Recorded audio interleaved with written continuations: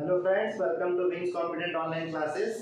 आज हम अपना क्लास 12 का चैप्टर 4 मैट्रिसेस का ही नेक्स्ट लेक्चर को डिस्कस कर रहे हैं। इसके पहले लेक्चर में हमने 1 से लेकर 5 तक के एनसीईआरटी क्वेश्चन देख लिए थे, जिसमें क्वेश्चन नंबर 3 और क्वेश्चन नंबर 5 आपका पैटर्न क्वेश्चन था, मतलब सेकंड नंबर क्वेश्चन जैसे ही थर्ड क्वेश्चन था और फोर्थ नंबर क्वेश्चन जैसा ही फिफ्थ क्वेश्चन था। ठीक है, तो इसका लिंक मैं इसके डिस्क्रिप्शन में डाल दूंगा, आप उसको भी चेक कर सकते हैं। आज हम अपना क्वेश्चन नंबर 6 से स्टार्ट करेंगे 3.1 में। उसके लिए एक अपने को पहले पढ़ना है इक्वालिटी ऑफ मैट्रिक्स। ठीक है, हमने पहले में देखा मैट्रिक्स का डेफिनेशन हो गया, उसके टाइप्स हो गए हैं, ठीक है, उसका कंस्ट्रक्शन देख लिया है। अब हम करेंगे इक्वालिटी ऑफ मैट्रिक्स। ठीक है, सिंपल है। इक्वालिटी मतलब दो, एक या एक से ज्यादा मैट्रिक्स को अपन को इक्वल करना है। तो उसमें क्या होता है, तो सबसे पहले अपन सपोज करते हैं कि मान लिया अपने पास एक मैट्रिक्स है ए। ठीक है, अपन 2 क्रॉस 2 का लेते हैं मैट्रिक्स। तो इसमें अपन लेते हैं 2 रो और 2 कॉलम होंगे। पहला वाला हो गया आपका फर्स्ट रो फर्स्ट कॉलम का एलिमेंट a11 से दिखाते हैं। दूसरा हो गया first row second column, then second row first column और then second row second column. ये आपका 2 क्रॉस 2 का एक मैट्रिक्स हो गया। ठीक है, पहले अपन इक्वालिटी ऑफ मैट्रिक्स देख लेंगे, उसके रिलेटेड दो क्वेश्चन है उसको अपन डिस्कस करेंगे। क्लियर। और उसके बाद अपन एक मैट्रिक्स लेते हैं b, उसमें एलिमेंट हो जाएंगे b11 से first row first column, first row second column, second row first column और सेकंड रो सेकंड कॉलम। अगर ऐसा आपको दो मैट्रिक्स दिया है और हम बात कर रहे हैं इक्वालिटी ऑफ मैट्रिक्स का, मींस अगर ये दोनों मैट्रिक्स आपके इक्वल हो जाते हैं, उस कंडीशन में मैट्रिक्स ए का जो फर्स्ट पोजीशन का एलिमेंट है फर्स्ट रो फर्स्ट कॉलम और मैट्रिक्स बी का जो फर्स्ट एलिमेंट है फर्स्ट रो फर्स्ट कॉलम, वो दोनों आपस में इक्वल होंगे। a11 is equal to b11। कब? जब matrix a is equal to b होगा तो। ठीक है, मतलब फर्स्ट एलिमेंट जो आपका है पहले मैट्रिक्स का, वो फर्स्ट एलिमेंट दूसरे मैट्रिक्स के बराबर होगा। सेम ऐसा फर्स्ट रो और सेकंड कॉलम का एलिमेंट सेकंड वाले के फर्स्ट और सेकंड कॉलम के इक्वल होगा। मतलब पोजीशन बाय पोजीशन ये आपको इक्वल करना है। क्लियर। ये होता है आपका इक्वालिटी ऑफ मैट्रिक्स। a22 बराबर हो जाएगा b22 के, फर्स्ट वाला। ठीक है, सिंपल है बहुत ज्यादा इक्वालिटी ऑफ मैट्रिक्स। तो इसमें क्या दिया, find the values of x, y and z from the following. Exercise 3.1 question number 6 आपको गिवन है। बहुत ही सिंपल है, इसी बेसिक्स का यूज यहां पर करना है। दैट मींस अगर दो मैट्रिक्स आपको दिया है, दोनों इक्वल है, तो इसके फर्स्ट एलिमेंट की वैल्यू इसके फर्स्ट एलिमेंट की वैल्यू के इक्वल होगा। तो y is equal to 4, simple आ गया आपके पास। Then 3 is equal to z, ये भी आ गया सेकंड रो सेकंड वाला, और x इज इक्वल टू 1। तो ये x y z एकदम सिंपल आ गया, सिंपल ये वाले कॉन्सेप्ट से। ठीक है, और यहाँ पर 5 इक्वल तो y दिया ही है। ठीक है, तो ये हो गया इक्वालिटी ऑफ मैट्रिक्स से एकदम सिंपल बेसिक क्वेश्चन इस कॉन्सेप्ट को समझने के लिए। अब इसी में क्वेश्चन को बढ़ा के देगा। कैसे देगा, यहाँ पर आपको x प्लस वाई दे दिया है, 2 है 5 plus z and x into y, और ये इक्वल है 6 2 5 8 के। ठीक है, तो हमको क्या पता है इक्वालिटी ऑफ मैट्रिक्स है पोजीशन बाय पोजीशन आपको वैल्यू को रखना है। दैट मींस सबसे पहले x plus y is equal to 6, ये हो जाएगा। 2 इक्वल है 2 के, तो इसको कुछ नहीं लेना है, सिंपल कांस्टेंट इक्वल हो रहा है। दूसरा आपको दे दिया 5 प्लस z इक्वल है 5 के, तो यहां से दिख रहा है 5 और 5 cancel, z is equal to 0, ये आपका एक आंसर आ गया। एकदम सिंपल है, z इज इक्वल टू 0 एक आंसर आ गया। और सेकंड दिया आपको x into y is equal to 8, ये पहला इक्वेशन बन गया और ये दूसरा इक्वेशन। यहां से आपको x और y की वैल्यू निकालना है। तो सिंपल अपन क्या करेंगे, इसमें x की वैल्यू को निकाल लेते हैं, 8 डिवाइडेड बाय y लिख लेते हैं यहाँ पर, और इस x की वैल्यू को यहाँ पर मैं इक्वेशन में पुट कर देता हूँ। तो क्या हो जाएगा, x की वैल्यू 8 डिवाइडेड बाय y, ये वाला हो गया, plus y is equal to 6। यहाँ पर दिया है x की वैल्यू 8 बाय y, ये उठा के यहाँ रखे, plus y is equal to 6, equation 1 में रख रहे हैं। अब इसका एलसीएम ले लेंगे, 8 प्लस वाई स्क्वायर, ये तो सिंपल आपका क्या बन गया, क्वाड्रेटिक इक्वेशन। इसको अरेंज करके लिखते हैं तो ये आपका इस टाइप का इक्वेशन बन जाएगा। वाई स्क्वायर माइनस है, उधर ले आएंगे तो माइनस हो जाएगा 6y प्लस 8। इसको स्प्लिटिंग में मिडिल टर्म से सिंपल सॉल्व कर सकते हैं, y square minus 4y minus 2y plus 8 is equal to 0। बहुत ही सिंपल है आपका। y कॉमन ले लिए, y माइनस 4 माइनस 2 कॉमन ले लिए, y माइनस 4, तो y की दो वैल्यू मिल जाएगी 4 और 2। ठीक है, इसको पूरा अपन इलैबोरेट नहीं कर रहे, सिंपल क्लास 10 का है। अब क्या करेंगे, जब y की वैल्यू 4 है, यहाँ पर दो आंसर आ गया, जब y की वैल्यू 4 है तो इसको उठा के यहाँ रखेंगे, x की वैल्यू क्या हो जाएगा, 8 बाई 4 इज इक्वल टू 2, ये पहला आपका बैच बना। दूसरा, जब y की वैल्यू आपकी 2 है, फिर यहाँ वैल्यू रखेंगे x is equal to 8 by 2, तो ये आपका आंसर आया 4। ठीक है, ये आपका 4 आया। तो इस क्वेश्चन के लिए आपका 2 आंसर बनेगा। कब?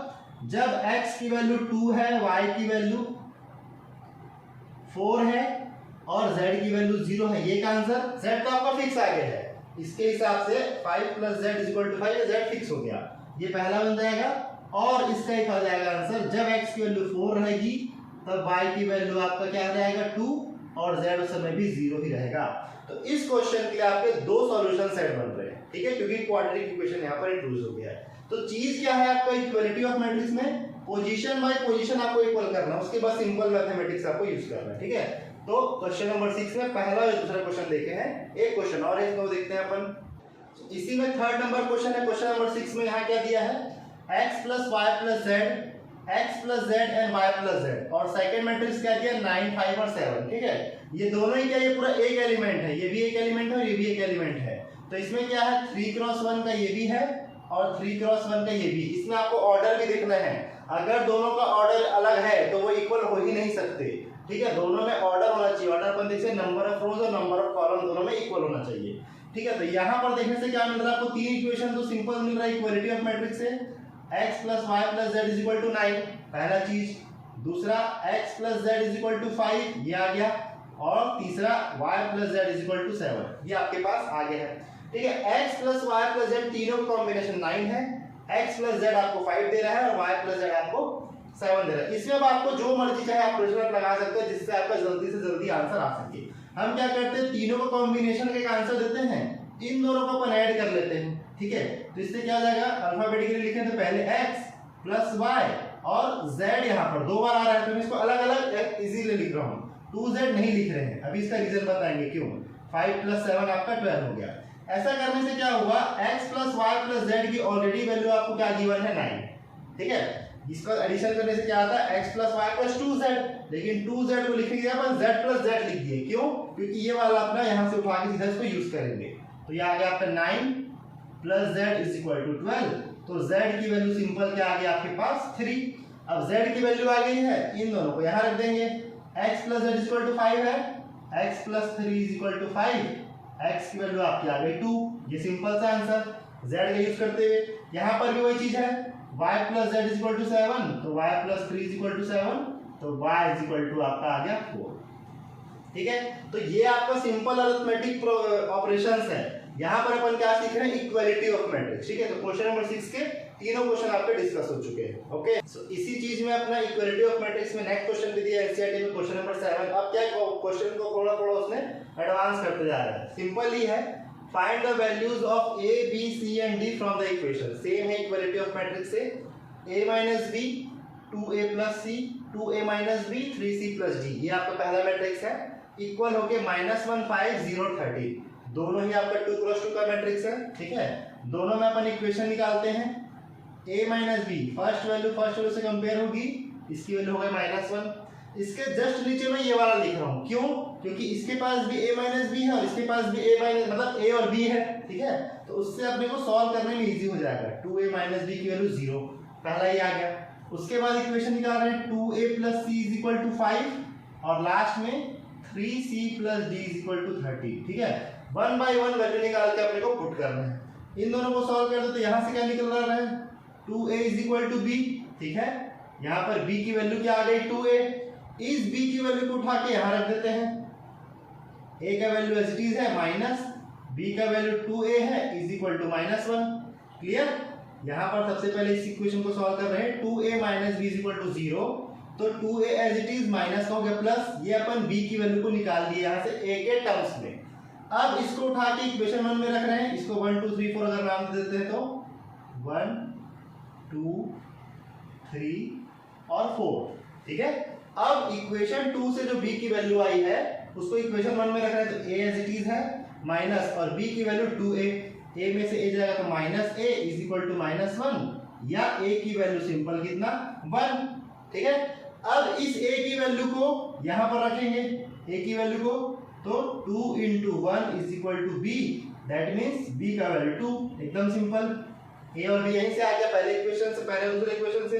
अब यहाँ पर क्या है 2a + c, यहाँ पर a की वैल्यू रखते हैं, इस a की वैल्यू क्या रखेंगे, ये वाला a की वैल्यू यहाँ जाएगा, तो 2 × 1 plus C is equal to 5, 2 plus C is equal to 5, C की वैल्यू कितना आ गया 3, ठीक है, ए का वैल्यू 1, बी का वैल्यू 2, सी का वैल्यू 3, डी का वैल्यू 4 आ सकता है, ठीक है। अपन सिर्फ तुक्का लगा रहे हैं, 1 2 3 को सॉल्व पूरा करके देखेंगे। सी की वैल्यू यहाँ रखेंगे 3 × 3 plus d is equal to 13, मेरे ख्याल से डी की वैल्यू आपका 4 ही आएगा, ठीक है। तो ये तो काउंट डाउन हो गया 1 2 3 4 ऐसा, ठीक है। सिंपल सा क्वेश्चन था, बट इक्वालिटी ऑफ मैट्रिक्स को समझने के लिए छोटे छोटे क्वेश्चन अपन सॉल्व कर रहे हैं। बाकी सारा चीज आपका किस में सिंपल मैथमेटिक्स है, अरिथमेटिक ऑपरेशन लग रहा है, क्लियर। तो क्वेश्चन नंबर 6 में 1 2 3 सेम क्वेश्चन, क्वेश्चन नंबर 7 में भी यही क्वेश्चन आ गया। इसी टॉपिक में एक आपका एनसीईआरटी में ऑब्जेक्टिव क्वेश्चन दिया है इक्वालिटी ऑफ मैट्रिक्स में, क्या दिया, which of the given values of x and y make the following pair of matrix equal. यहाँ पर ये वर्ड आ गया आपका इक्वल, ठीक है, बीच में इक्वल का साइन भी दिया है। x और y की कौन सी वैल्यूज के लिए ये दोनों आपका इक्वल रहेगा, इसका ऑप्शन दिया, ठीक है। अपन क्वेश्चन नंबर 9 में आ गए, 8 आपका बचा है, उसको भी अपन डिस्कस करेंगे क्या है। पहले अपन पैटर्न वाले सारे क्वेश्चन देख लेते हैं, ठीक है। तो यहाँ पर सबसे पहले अपन क्या करते हैं, सिंपल वैल्यू उसको उठाते हैं, जैसे कि क्या, कि सबसे पहले आपको दिया y की वैल्यू देखते हैं अपन, छोटा है ये 3x + 7 और 2 - 3x, दो जगह x दिया है, उसमें आपको दो वैल्यू दिया है, ठीक है। ये 3x + 7 0 है, 2 - 3x 4 है, इक्वालिटी ऑफ मैट्रिक्स है, पोजीशन वाली वैल्यू। y की वैल्यू अपने को छोटा दिख रहा है, यहाँ पर ये वाला कौन सा है, a12 और a12, तो 5 = y - 2, y की वैल्यू कितनी हो गई 7। सेकंड यहाँ पर क्या दूसरा y + 1 = 8, यार लेंगे y + 1 = 8, ये इससे इक्वल होगा, तो यहाँ पर y की वैल्यू भी आपका 7 है, तो y तो 7 आपका कंफर्म हो गया। मतलब यहाँ पर एक ऑप्शन दिया y = 7 और यहाँ पर एक ऑप्शन दिया, यहाँ पर x और y को आगे पीछे लिखा है, तो y तो कंफर्म हो गया आपका 7 है, ठीक है। अब x के बारे में डिस्कस करते हैं। x आपको दिया 3x + 7 = 0, ठीक है। यहाँ पर देखने से क्या दिख जाएगा, 3x = -7 और x = -7/3। अपन सिंपल यहाँ पर कोई भी ऑप्शन मैच नहीं कर रहा है, ठीक है। तो अपन इसमें गड़बड़ी क्या होता है इसके लिए अपन बता रहे हैं। दूसरा है आपके पास 2 - 3x = 4, यहाँ पर x की वैल्यू क्या आ गया -7/3 और यहाँ पर क्या आ रहा है 2 - 4 = 3x, -2 = 3x, -2/3 = x। तो -2/3 का वैल्यू आपको दिया है, लेकिन यहाँ भी दिया और यहाँ भी दिया है, तो ये वाला ऑप्शन मिल रहा है। बट किसी भी मैट्रिक्स को अगर वो बोल दिया है कि दो मैट्रिक्स इक्वल है, तो उसमें x की दो अलग अलग वैल्यू नहीं आ सकती। कंडीशन बन सकता है, इसके पहले 6 नंबर के सेकंड क्वेश्चन अपन क्या दिए थे, क्वाड्रेटिक इक्वेशन आ रहा था, उसमें x की दो वैल्यू आ रही थी, y की भी दो वैल्यू, लेकिन अलग अलग बैच बना दिए थे। जब x की वैल्यू 4 है तब y की वैल्यू 2 है और z की वैल्यू 0, ये पूरे का आंसर। जब x की वैल्यू उसका उल्टा है, 4 का 2 हो जाएगा, 2 का 4 हो जाएगा, z 0, तब उसका एक आंसर। लेकिन एक ही क्वेश्चन में ये भी होगा और ये भी होगा और सेम आंसर के साथ, ये पॉसिबिलिटी नहीं है। तो यहाँ पर ऑप्शन क्या आएगा, नॉट पॉसिबल टू फाइंड इस क्वेश्चन के लिए, ठीक है। इक्वालिटी ऑफ मैट्रिक्स जितना इजी दिखता है वहां पर ट्रिक भी आते हैं। अगर अपन देख लिए y आपका 7 आ गया, 7 का टच किए, पहले इसको कंपेयर कर लिए, 2 - 3 = 4, x की वैल्यू -2/3, इसको टिक कर दिए, वो आंसर गलत आपका, क्योंकि यहाँ पर एक कंडीशन और एग्जिस्ट कर रहा है कि 3x + 7 = 0, जहां से x की वैल्यू -7/3 आ रहा है, तो x की दो वैल्यू सेम होना यहाँ पर पॉसिबल नहीं है जब तक वो क्वाड्रेटिक इक्वेशन नहीं है। क्वाड्रेटिक इक्वेशन में भी वहां पर बैचेस बनेंगे, ठीक है। तो दिखता सिंपल है, जितने क्वेश्चन अपन के सब सिंपल, लेकिन आपको पूरा ध्यान से उसको देखना कि और कहीं पर तो नहीं हो रहा है, तो ये ऑब्जेक्टिव वाले क्वेश्चन में इस टाइप का आपको फंसाता है, ठीक है। अब इसी में क्वेश्चन नंबर 8 जो हमने स्किप हुआ है वो क्या दिया है, क्वेश्चन नंबर 8 में आपको एक ऑब्जेक्टिव क्वेश्चन दिया, एकदम सिंपल थ्योरी क्वेश्चन है। आपको एक मैट्रिक्स दिया A, ठीक है, Aij m × n, ये मैट्रिक्स आपका स्क्वायर मैट्रिक्स कब हो गया दिया है, इसमें कुछ ऑप्शन दिया है। हमने पता है स्क्वायर मैट्रिक्स का एक कंडीशन होता है, जब नंबर ऑफ रोज और नंबर ऑफ कॉलम आपके इक्वल होते हैं तो आपका वो एक स्क्वायर मैट्रिक्स होता है, ठीक है। इसके हिसाब से वाला क्वेश्चन आपका सिंपल टिक द आंसर वाला क्वेश्चन है, क्लियर। सो एनसीईआरटी का 3.1 का क्वेश्चन नंबर 10 जो आपका लास्ट क्वेश्चन है एनसीईआरटी के लिए, उसमें एक और ऑब्जेक्टिव दिया है। इसमें क्या दिया है, the number of all possible matrices of order 3 × 3, इसलिए आपको डिफाइन कर दिया है 3 × 3 विद ईच एंट्री 0 और 1, दो एंट्री यहाँ पर इनपुट ले सकते हैं, उसके हिसाब से टोटल कितने नंबर ऑफ मैट्रिक्स बन सकते हैं, ठीक है।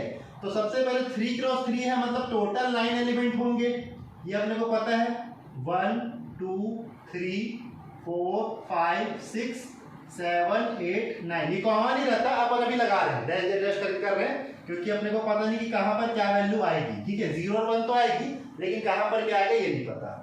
अब क्या बोल रहा है कि हर एक एंट्री में या तो 0 हो सकता है या तो 1 हो सकता है। ठीक है, दोनों तो हो नहीं सकता एक ही पोजीशन पे, यहाँ पर भी वही होगा, यहाँ पर भी वही होगा।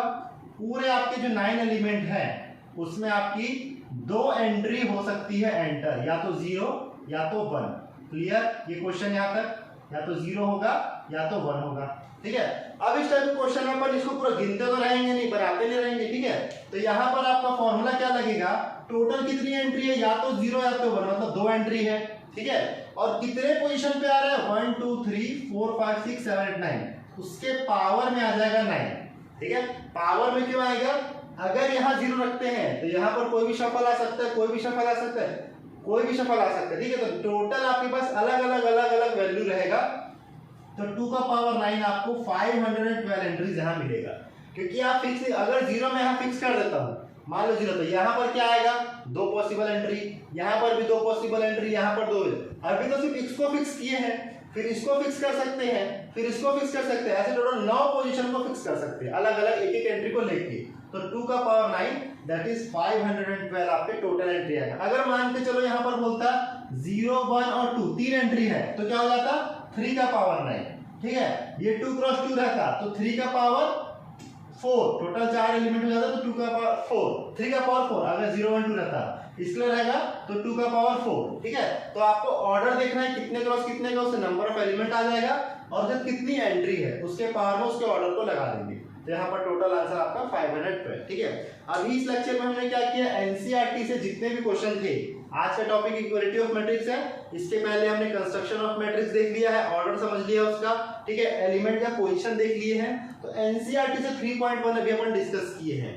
इन्हीं दोनों टॉपिक से जो आर डी शर्मा या और भी किसी बुक में अच्छे क्वेश्चंस हैं या प्रीवियस ईयर के क्वेश्चन हैं, उसको अपन आगे वाले लेक्चर में डिस्कस करेंगे। ठीक है, इस क्वेश्चन में इन टाइप के एनसीईआरटी क्वेश्चन में कोई आपको समझ नहीं आया हो तो कमेंट करके जरूर बताइए। तब तक हमारे चैनल को लाइक शेयर और सब्सक्राइब कीजिएगा। Thank you.